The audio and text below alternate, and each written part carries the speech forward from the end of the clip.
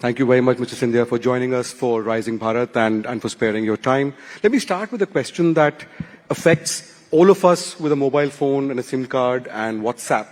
There is a guideline coming in force from tomorrow on SIM binding directions कि अगर आप WhatsApp को अपने कंप्यूटर पे खोल के देख रहे हैं तो और all of us using laptops, computers, phone, तो उसमें कुछ घंटे के बाद वो बंद होगा and you have to do it again. So is that guideline, is there any chance of an extension on that, and is Meta going to comply? So, first of all, Nalin, it's wonderful to be back at Rising Bharat and News 18. It's event that is always calendarized now. It's almost as if this event has become an institution in itself. So I'd like to congratulate you and Network 18 in terms of putting together a very thought-provoking platform for the country, as well as globally, as India's rise is now being accepted across the globe. Let me first start by saying that telecom and mobile technology today is no longer a luxury. If you will, in many ways, it is almost like the blood coursing through our veins. It is the invisible digital highway on which not only communications run, but it becomes in many ways a carriageway on the basis of which commerce, communication, livelihoods, and economies across the world run.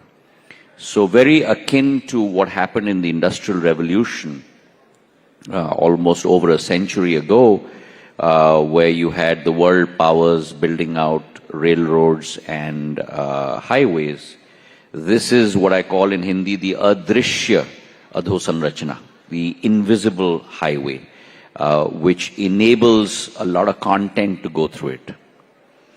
Now, when that happens, then there are a lot of economic positive externalities, but there are also some negative externalities that accompany it.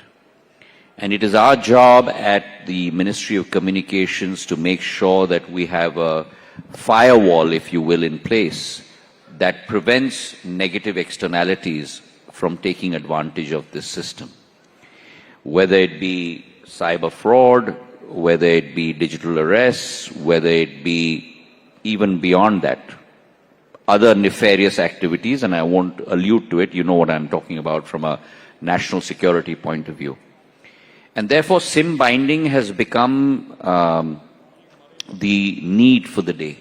Because otherwise what happens is that when you first connect your phone to a lot of these OTT platforms along with a mobile number, and then if you remove your SIM, those OTT platforms are still very active.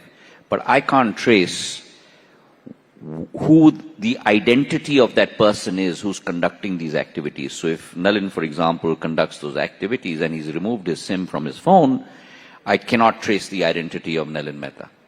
And therefore, to be able to do that, SIM binding today becomes mandatory from a security point of view.